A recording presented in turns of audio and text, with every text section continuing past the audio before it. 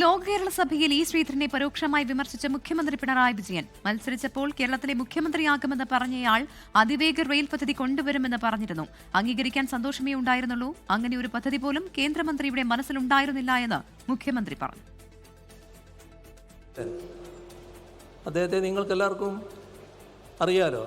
അദ്ദേഹത്തിൻ്റെ ടെക്നോക്രാറ്റ് രീതി മാത്രമല്ല, അധികാര കേന്ദ്രങ്ങളിൽ നല്ല ബന്ധമുള്ള ഒരാളാണ് അദ്ദേഹം. കഴിഞ്ഞ നിയമസഭാ തെരഞ്ഞെടുപ്പിൽ BJPയുടെ സ്ഥാനാർത്ഥിയായി മത്സരിക്കുക മാത്രമല്ല, കേരളത്തിൻ്റെ മുഖ്യമന്ത്രിയായി അദ്ദേഹം വരും എന്ന് അദ്ദേഹം അടക്കം പലരും പറഞ്ഞ കാര്യമായിരുന്നു. അത്തരത്തിലുള്ള ഒരാൾ വന്നു പറഞ്ഞു ഒരു പദ്ധതി. വിനേഷ് കുമാർ തിരുവനന്തപുരത്ത് നിന്ന് ചേരുകയാണ്. വിനേഷ്, കഴിഞ്ഞ ദിവസമാണ് ഇ ശ്രീധരൻ അതിവേഗ റെയിലുമായി ബന്ധപ്പെട്ട ഒരു പദ്ധതിയെക്കുറിച്ച് പറഞ്ഞത്. ഈ സാഹചര്യത്തിലാണോ അദ്ദേഹത്തിനെ വിമർശിക്കുന്നത്? എന്തൊക്കെ കാര്യങ്ങളാണ് മുഖ്യമന്ത്രി പറഞ്ഞത്?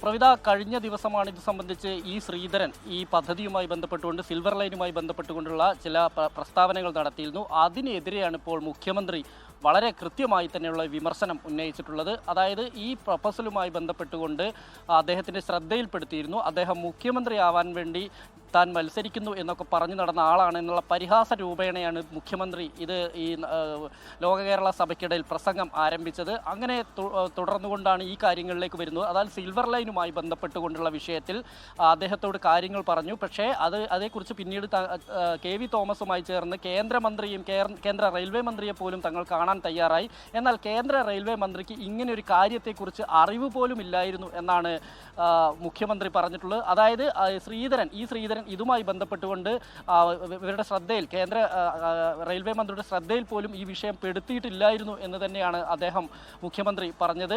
ഒപ്പം തന്നെ ഈ വിഷയവുമായി ബന്ധപ്പെട്ടുകൊണ്ട് KV തോമസിനെ കൂടെ കൂട്ടി കാണുകയും അദ്ദേഹത്തിന് കൃത്യമായി തന്നെ ഒരു പ്രൊപ്പോസൽ ഇങ്ങനെയാണ് എന്ന് അറിയിക്കുകയും ചെയ്തു. ഇതുമായി ബന്ധപ്പെട്ടുകൊണ്ട് ഇതിന് വേണ്ട സഹായങ്ങൾ ചെയ്യാം എന്നുള്ള രീതിയിലാണ് കേന്ദ്രത്തിൽ നിന്ന് ഒരു അനുമതി ലഭിച്ചത് എന്ന് പറയുന്നുണ്ട്.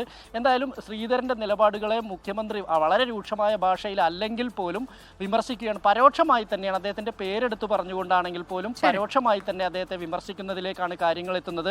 എന്തായാലും നമുക്കറിയാം, കഴിഞ്ഞ ദിവസങ്ങളിലുണ്ടായ അദ്ദേഹത്തിൻ്റെ പ്രസംഗത്തിന് ഒരു മറുപടി വളരെ കൃത്യമായി തന്നെ പിണറായി വിജയൻ നൽകിയിരിക്കുന്നു എന്നുള്ളത് എടുത്തു പറയേണ്ട കാര്യമാണ്. പ്രവിത, ലോകത്തെവിടെയായാലും ഏത് സമയത്തും 24 വാർത്തകളും ഓഗ്മെന്റഡ് റിയാലിറ്റി പാക്കേജുകളും എക്സ്പ്ലെയിനറുകളും വിശദമായി കാണാൻ ഞങ്ങളുടെ YouTube ചാനൽ നിങ്ങൾക്ക് സബ്സ്ക്രൈബ് ചെയ്യാം.